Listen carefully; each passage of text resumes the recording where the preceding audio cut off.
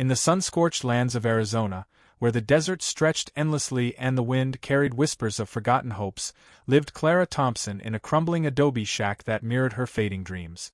At 32, this woman with hazel eyes and work-worn hands had endured more hardship than most would in a lifetime. Her husband James had died 2 years prior in an accident while herding cattle, leaving her alone with 3 young daughters and debts that grew like cactus in the barren soil. Her daughters, Emma, 12, Lily, 9, and little Sophie, 6, had learned to live with empty stomachs and tattered shoes. Clara worked from before dawn until after dusk, washing clothes for the wealthier families in town, sewing until her fingers bled, and selling the few vegetables she managed to grow in her small, water-starved garden. The townsfolk looked at her with a mix of pity and disdain. That woman should go back to her family in Texas, the ladies whispered as she passed through the main square, carrying baskets of dirty laundry heavier than her own daughters. She can't possibly raise those girls alone. It's a shame to see them so thin and unkempt. But Clara carried a quiet pride that refused to break. Each night, after tucking her daughters into bed with made-up stories to distract them from hunger, she sat on the small porch of her shack and gazed at the stars, vowing to find a way to give them a better life. Her grandmother had taught her that strong women don't surrender, they find strength where others see impossibility. One crisp October morning, as the desert air began to cool and the year's meager harvest had dwindled, Clara trudged to the abandoned barn half a mile from her shack. The weathered wooden structure had once belonged to the land's previous owners, and though it was now falling apart, Clara occasionally found rusted tools or scraps of metal she could sell in town. The barn smelled of old hay and rotting wood, with sunlight streaming through loose planks, casting patterns of light and shadow on the dusty floor. Clara moved cautiously, wary of snakes or rats hiding among the debris. Then she saw something that stopped her heart, a human figure, motionless in the barn's darkest corner. At first, she thought it was a corpse. The man lay on his side, long black hair splayed across his face, dressed in tattered leather clothes. His bronze skin was pale, and a dark stain of dried blood marked his shirt on the right side. Approaching slowly, her maternal instincts battling primal fear, Clara knelt beside him. She could see he was still breathing, though faintly. He was young, perhaps 30, with strong features and scars that told of a hard life. His appearance and clothing marked him as an Apache, one of the warriors feared and despised by settlers in equal measure. Finding him here, in Arizona territory, likely meant he was a fugitive. Clara knew she should walk away, fetch the sheriff, and let others handle this. Apaches were seen as dangerous savages, enemies of civilization. Helping one could bring trouble from the authorities or, worse, endanger her daughters. But as she saw the infected wound in his side and heard his labored breathing, she couldn't just leave. "Lord help me," she murmured, touching his feverish forehead. "What am I going to do with you?" As if hearing her voice, the man's eyes fluttered open, black as night, filled with pain but also a fierceness that made Clara instinctively pull back. For a moment, they stared at each other, two strangers bound by circumstances neither had chosen. He tried to sit up but collapsed from the effort. "Don't move," Clara said in English, unsure if he understood. "You're badly hurt." To her surprise, he replied in broken but clear English. "Will you turn me in?" The question hung in the dusty air. Clara studied his face, seeing past the unfamiliar features. She saw a suffering human, perhaps with a family waiting somewhere. She saw the same struggle she'd seen in her own reflection for 2 years, someone fighting to survive in a merciless world. "No," she said finally, "but you need a doctor. That wound's infected." He closed his eyes as if making a hard choice. "My name is Tarak," he whispered. "It means walks alone." "Fitting." Clara nodded. "I'm Clara. And if you're staying in my barn, you won't be alone for long." Over the next few days, Clara embarked on a perilous routine. Each morning, after sending her daughters to gather firewood or fetch water, she slipped away to the barn with bandages torn from her own linens, medicinal herbs learned from her mother, and whatever scraps of food she could spare. Tarak was a difficult patient. His pride made him resistant to help, and he tensed like a cornered animal whenever she approached to change his bandages. But Clara, who had raised 3 daughters alone, knew how to handle stubbornness. "You can stay here suffering for your pride," she told him one morning while preparing a fresh herbal poultice. "Or you can let a mother help you heal so you can return to your people. Your choice." Something in her direct yet gentle tone pierced Tarak's defenses.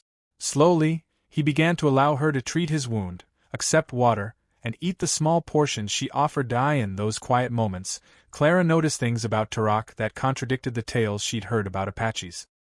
His hands, though calloused and scarred, were gentle when he took the water she offered. His eyes, when not clouded by pain, held a sharp intelligence and a deep sadness she recognized. And when he spoke, his voice carried a poetic quality, turning simple words into something like music. "Why do you help me?" he asked one afternoon when his fever had subsided enough for a real conversation. "Your people and mine are enemies." Clara sat on a pile of old hay, considering her words. "My people," she said at last, "are my 3 daughters.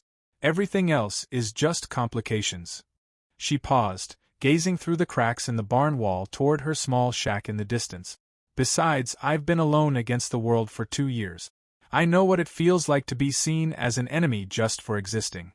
That night, Clara's daughters uncovered her secret. Emma, the eldest, had noticed her mother disappearing daily and returning with less food than she'd taken. At 12, she had her mother's stubborn determination and the protective instincts of an older sister forced to grow up too fast. She followed Clara to the barn and peered through a crack in the wall, watching her mother tend to the wounded stranger. Emma ran back home, her young mind filled with terrifying stories of Apache warriors who stole children and slaughtered families. "Mama's helping an Apache!" she cried to her younger sisters, who immediately burst into tears of fear. By the time Clara returned home, she found her 3 daughters huddled on the bed, trembling with terror. "Is it true, Mama?" Emma asked, her voice shaking. "Is there an Apache in the old barn?" Clara sat on the bed, pulling her daughters close. For a moment she considered lying to ease their fears, but she had raised them with honesty, even when the truth hurt. "Yes," she said softly. "There's a man in the barn, injured and alone. He's Apache, but he won't hurt anyone." "But aren't Apaches evil?" asked Lily, the middle child, her eyes wide with fear. "People say a lot about folks they don't know," Clara replied, holding them tighter. "This man has a name like us. He has wounds like us. And he's alone like us. I can't just let him die." Emma, always the bravest, pulled away from the embrace and met her mother's eyes. "Do you want us to meet him?" The question caught Clara off guard. She had expected resistance or tears, perhaps even threats to tell the authorities. But Emma had inherited her mother's quiet compassion. "Only if you want to," Clara said carefully. "But you must promise not to tell anyone in town. They wouldn't understand." The 3 girls exchanged glances, communicating in the silent way only siblings can. Finally, Emma nodded. "We want to meet him," she said, speaking for all 3. The next day, Clara brought her daughters to the barn. Tarak had improved significantly. He could sit up without help, and his wound was healing cleanly. When he saw the girls peeking from behind their mother, his eyes softened in a way Clara hadn't seen before. "These are my daughters," Clara said gently. "Emma, Lily, and Sophie." Tarak studied them for a long moment before speaking in careful English. "They are beautiful, like desert flowers. They have their mother's eyes." Sophie, the youngest, stepped forward with the fearless curiosity of a 6-year-old. "Why's your hair so long?" she asked. Tarak smiled, and Clara realized it was the first time she'd seen him do so. The smile transformed his face, revealing the gentleman beneath the warrior. "In my tribe," he explained, "long hair means wisdom and a connection to our ancestors' spirits." Lily shyly asked, "Do you have daughters like us?" Tarak's smile faded, replaced by a sorrow so deep it made Clara's heart ache. "I had a family," he said softly. "They were killed by soldiers 2 years ago. That's why I'm alone."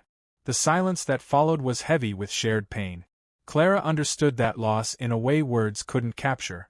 Her daughters, despite their youth, recognized the same sadness they'd seen in their mother's eyes after their father's death.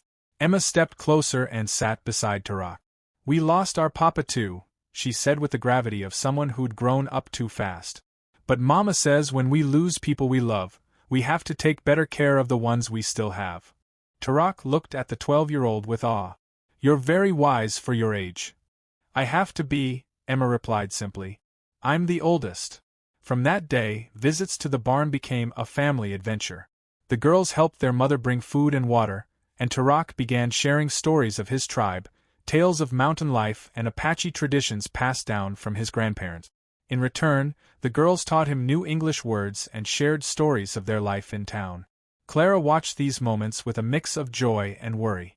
She saw her daughters blossom under the fatherly attention they'd lost, and she saw Tarak transform in their presence, as if their innocence and acceptance were healing wounds deeper than any medicine could reach. But Clara knew this couldn't last forever. One afternoon, as Tarak played an Apache game with the girls using stones and sticks, Clara realized she no longer saw a dangerous stranger. She saw a good man who had suffered immense loss, a man who treated her daughters with more kindness and respect than many men in town ever had. That realization terrified her more than anything else. The weeks passed like chapters in a book Clara never expected to read. Tarak recovered fully from his wound, but instead of leaving as they both assumed he would, he found reasons to stay a little longer. First, he repaired the barn's leaking roof to keep out the rain. Then he reinforced the fence around Clara's small garden to protect it from wild rabbit. "I can't leave knowing water drips where I sleep," he said with a smile he no longer tried to hide. "And that garden needs proper protection before winter." Clara pretended to protest, but secretly she welcomed each excuse he found to stay. His presence brought something to her home she hadn't realized was missing, the feeling that she wasn't facing the world alone. For the first time in 2 years, someone else shared the burden she'd carried. Tarak worked mostly at night or in the early dawn, when neighbors were unlikely to spot him. He had a natural talent for fixing things Clara thought were beyond repair. The well, which had yielded only murky water for months, ran clear after he cleaned and fixed it. The smoky wood stove now burned efficiently, warming the entire shack. But it was the evenings that truly came alive. After the girls finished their meager schoolwork, Tarak sat with them in the barn, pulling out pieces of wood, leather, and stone from a worn satchel he always carried. With these simple tools, he created wonders. "In my tribe," he explained while carving a small owl from a piece of cedar, "we believe every object should have beauty as well as purpose. A knife that only cuts is just metal. A beautiful knife that cuts well is a gift from the gods." Emma watched, fascinated, as his hands transformed ordinary materials into art. "Can you teach me to do that?" she asked. "I can," Tarak replied, "but first you must learn to see the beauty already inside the wood. I only set it free." Clara observed from the barn's entrance, pretending to mend clothes while studying the man who had quietly changed their lives. There was something mesmerizing about his work, as if he were in meditation. His large, calloused hands moved with a delicacy that contrasted with his rugged appearance. One afternoon, Tarak showed Clara a necklace he'd crafted in secret. It was made of small turquoise pieces carved into leaf shapes, connected by finely braided leather cords. "It's beautiful," Clara murmured, touching the polished stones. "It must be worth a lot." "It's for you," Tarak said simply, placing it around her neck before she could object. "A gift for saving my life." Clara's hands went to the necklace, feeling the smooth weight of the stones against her skin. No one had given her something so beautiful in years, perhaps ever. James had been a good man, but romantic gifts weren't part of their practical marriage. "I can't accept this," she protested weakly. "You should sell it to someone who can pay you well." "Who says you're not paying me well?" Tarak replied, his eyes meeting hers. "Your friendship, your daughter's laughter, the home you've given me, that's worth more than any money." That night, as Clara sat on her porch touching the necklace and watching the stars, the weight of the turquoise reminded her that her life had taken a path she never imagined. She had become a woman hiding an Apache in her barn, looking forward to each day just to see his smile, growing used to a man she could trust. The realization both thrilled and terrified her. It was Emma who proposed the idea that would change everything. One morning, as they ate tortillas made from the last of their flour, the 12-year-old studied her mother with eyes too wise for her age. "Mama," she said carefully, "why don't we sell the things Tarak makes in town?" Clara nearly choked on her weak coffee. "Emma, we can't." "Why not?" Emma interrupted. "Nobody has to know who makes them. You can say you got them from traders passing through. The rich folks in town pay good money for pretty things like his." Clara stared at her daughter, amazed. At 12, Emma understood the economic and social complexities of their situation better than most adults. "It's too risky," Clara murmured. If anyone finds out, but it's also necessary, Emma countered, gesturing to her worn-out shoes and their sparse breakfast. Look at how we live, Mama. Tarak can help us, but only if we let him. That afternoon, Clara shared the idea with Tarak. To her surprise, he didn't dismiss it outright. I've thought the same, he admitted. I have skills and you have needs. It would be foolish not to find a way to work together. But if someone recognizes the Apache style, Clara began. They won't, Tarak interrupted with a sly smile. I can make pieces that look Mexican, Spanish, or from anywhere you want. Craftsmanship is a universal language. I just need to know what those rich folks like to buy. The first selling trip was terrifying.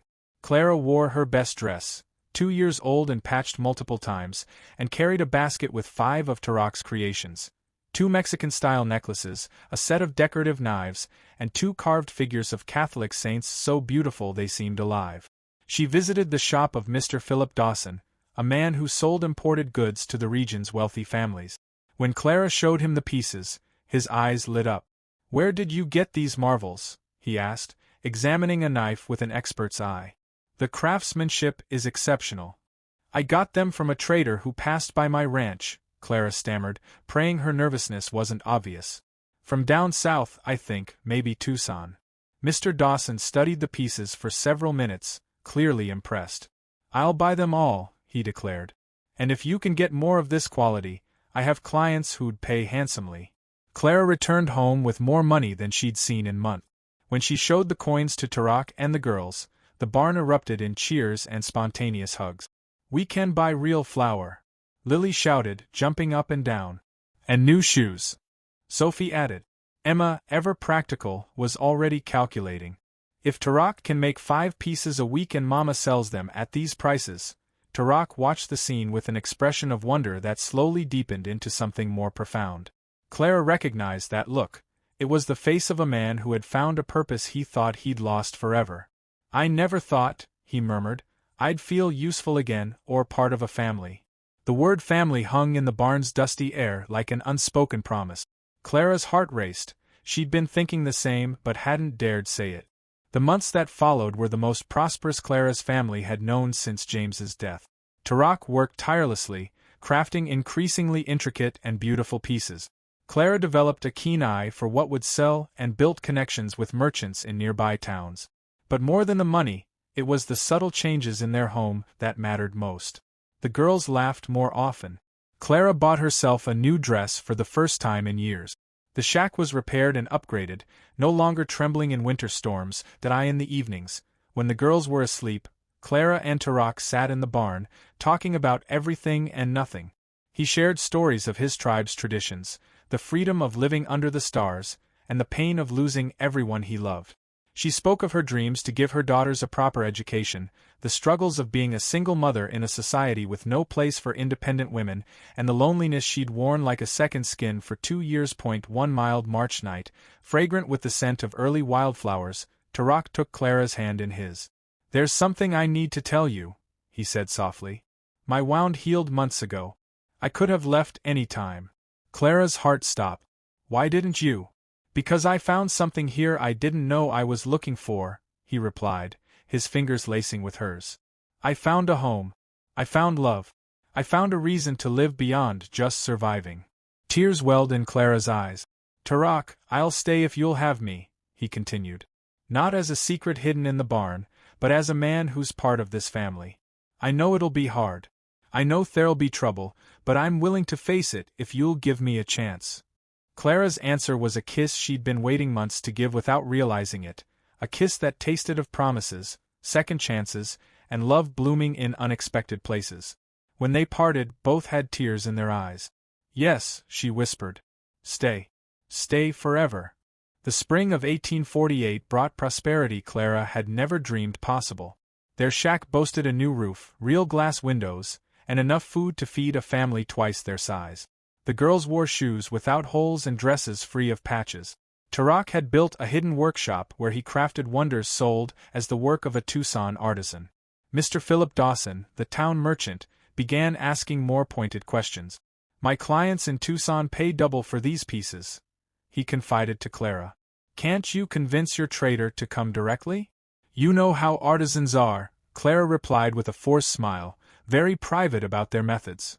But Dawson noticed the pieces arrived with suspicious regularity, always pristine, without the wear of long travel.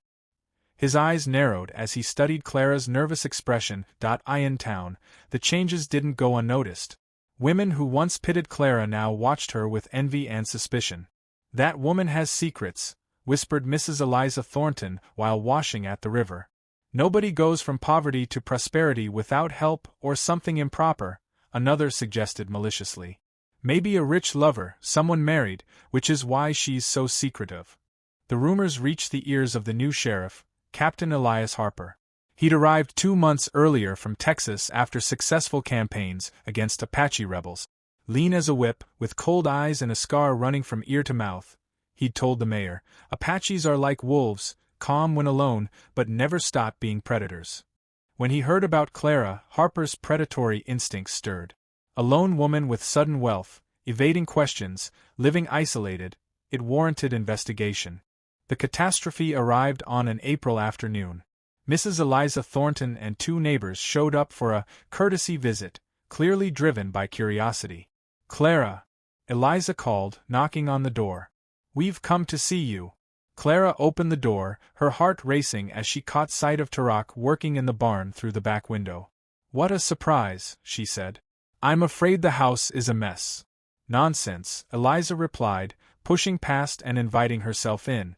The women inspected every improvement like soldiers in enemy territory, their eyes tallying each sign of prosperity. What lovely furniture, one exclaimed, touching the table Turok had carved. And these curtains, such fine quality, another added. Emma chose that moment to burst in, unaware of the visitors. Mama, she shouted, excited. Turok says the necklace for Lily will be ready for.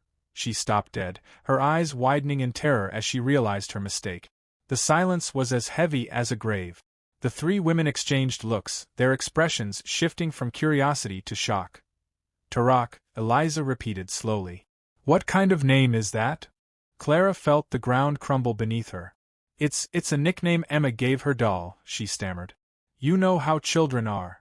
But Eliza knew the difference between childish fancy and accidental truth. Her eyes narrowed. Emma, come here, child. Tell me about this Turok.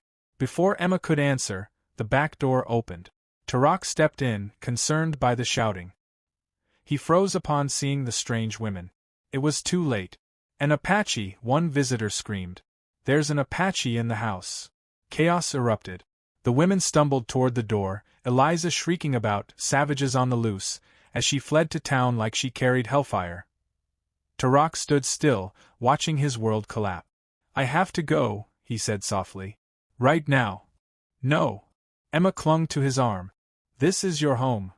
I won't put your family in danger, Turok declared with fierce resolve. Clara cupped his face in her hands. This is your family too. We'll face this together.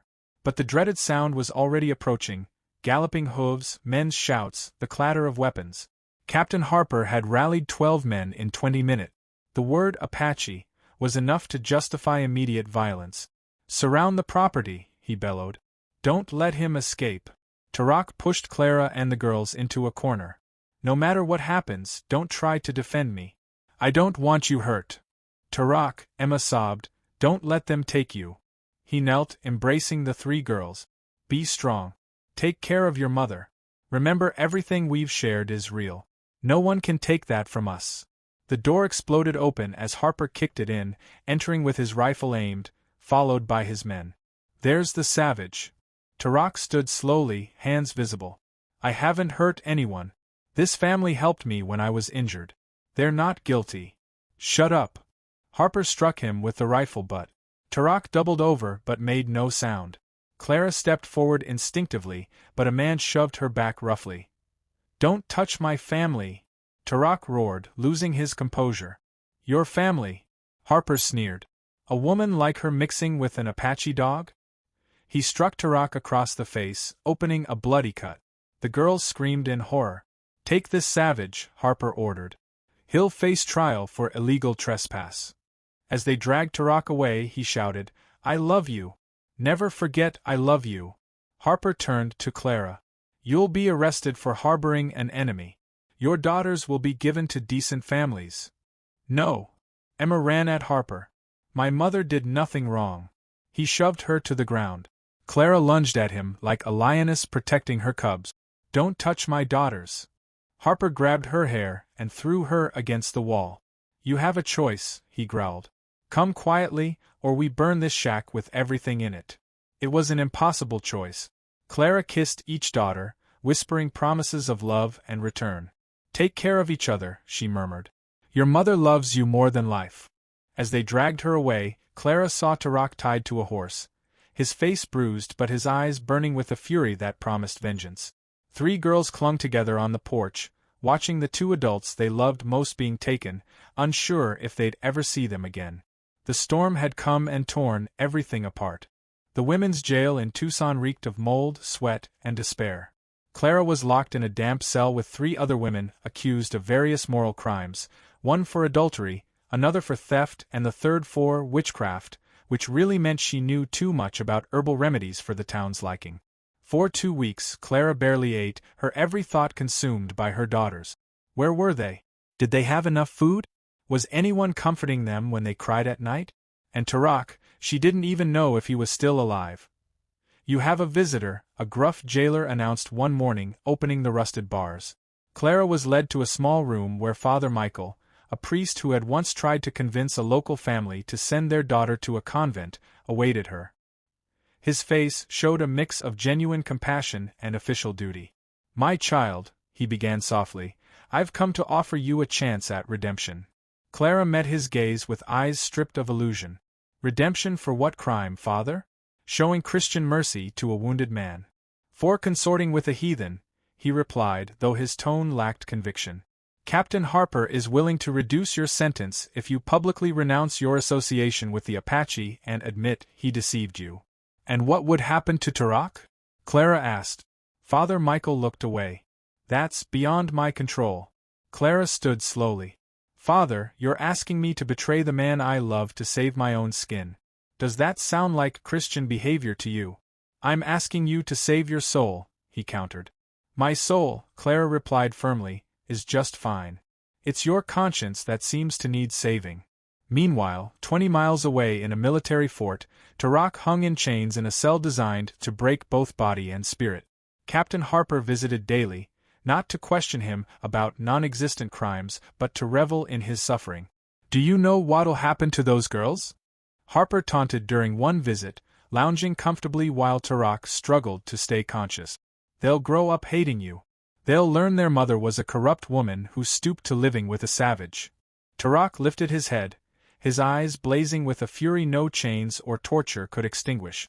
Those girls know the truth. They know love. Love. Harper scoffed. Love doesn't feed hungry mouths or put a roof over heads.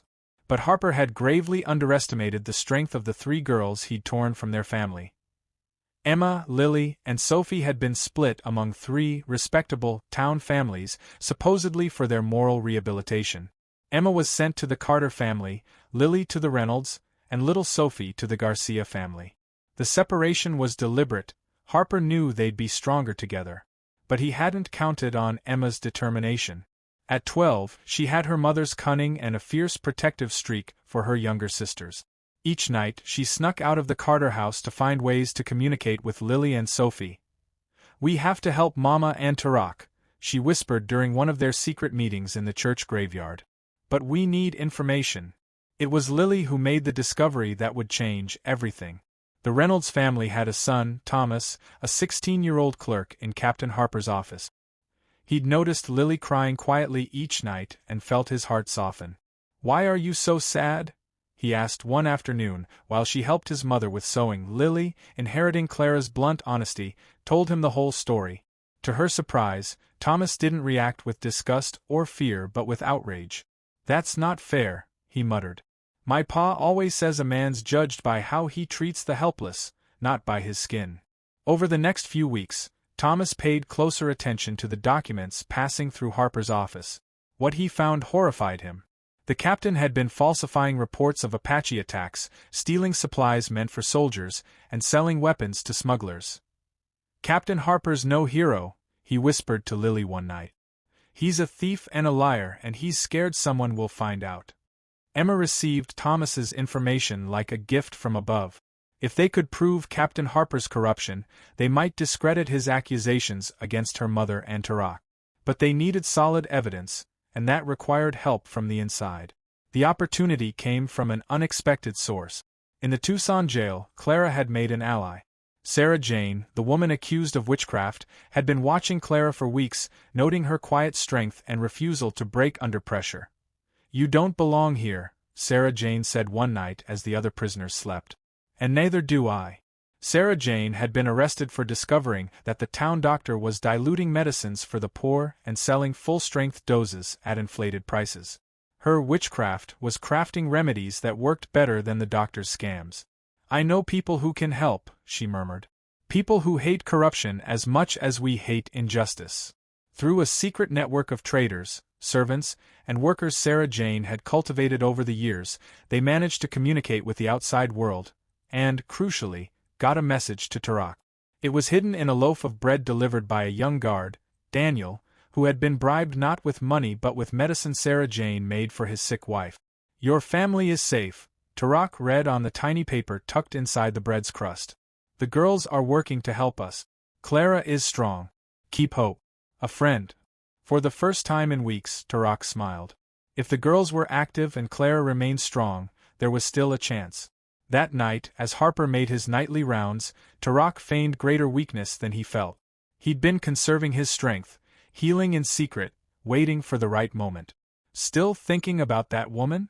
Harper mocked, approaching the cell. "Still think she'll wait for you?" "I know she'll wait," Tarak replied softly, "because what we have is real, something a man like you could never understand." Enraged, Harper opened the cell to strike him personally. It was the moment Tarak had been waiting for. In a move he'd planned for days, he used the chains as a weapon, wrapping them around Harper's neck and whispering, "Now we'll talk about my terms." Outside the prison, Emma watched from the shadows, clutching the documents Thomas had copied, evidence enough to ruin Harper. The liberation was within reach, but the cost was still uncertain. With Harper pinned by the chains, Tarak felt control over his fate for the first time in weeks. The captain struggled, his face reddening as he realized he'd underestimated the savage he'd been torturing. "One word too loud," Tarak whispered with deadly calm, "and these chains become your permanent collar. Now, let's discuss how you're going to free Clara." But Harper wouldn't get a chance to negotiate. At that moment, Emma reached the office of Federal Inspector William Hayes, who had arrived that morning from Washington to investigate reports of irregularities in the region. "Mr. Inspector," Emma said with her mother's determination, "I have proof that Captain Harper has been stealing from the government and falsifying military reports." Hayes, a 50-year-old man with a reputation for being incorruptible, studied the 12-year-old girl who dared accuse a military officer. When he saw Thomas's copied documents, his expression hardened. "Where did you get these, child?" "My mother and the man I love are in jail for helping an injured Apache," Emma explained fearlessly. "But Harper arrested them because he was scared they'd uncover his crimes. All my mother did was show Christian mercy." An hour later, Inspector Hayes stormed into the military fort with a federal soldier escort, just as Tarak had extracted critical information from Harper about the location of stolen weapons and the names of his accomplices. "Captain Harper!" Hayes roared, entering the prison. "You're under arrest for treason, theft of military supplies, and falsifying official documents." Harper paled as he saw the documents in Hayes's hands, knowing his empire of corruption had crumbled. "That savage attacked me!" he shouted desperately, pointing at Tarak. "That savage," Hayes retorted with disgust, "just provided additional evidence of your crimes.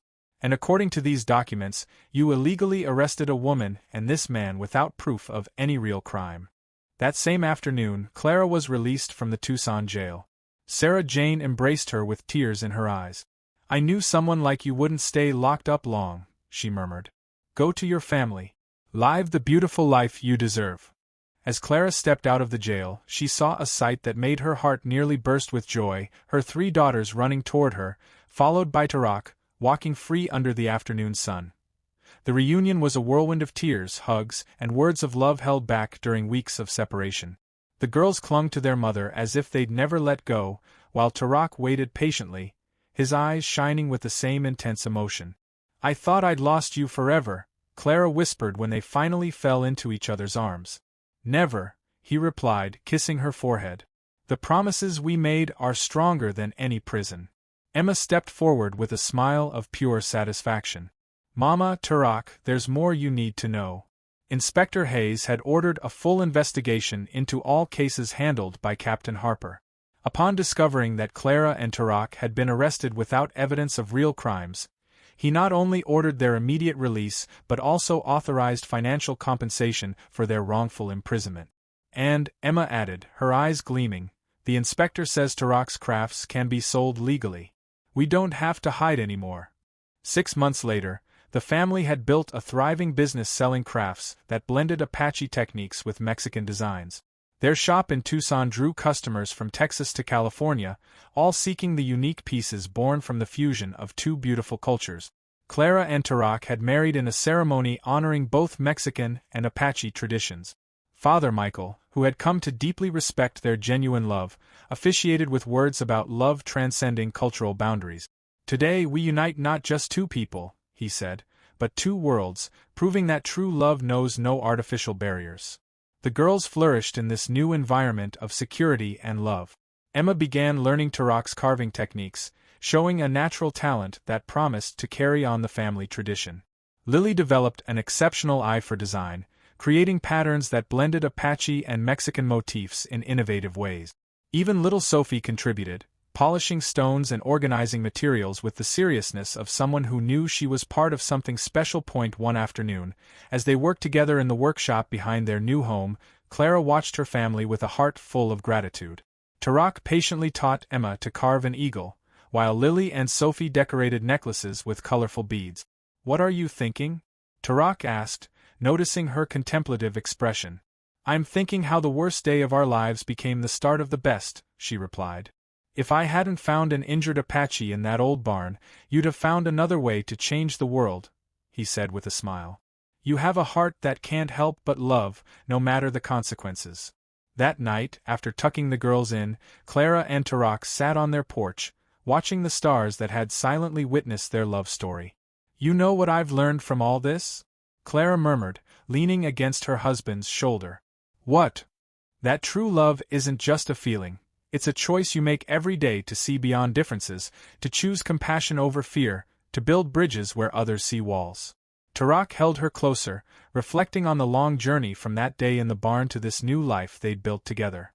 "And I've learned," Clara added with a smile, "that sometimes the best gifts come disguised as the worst tragedies."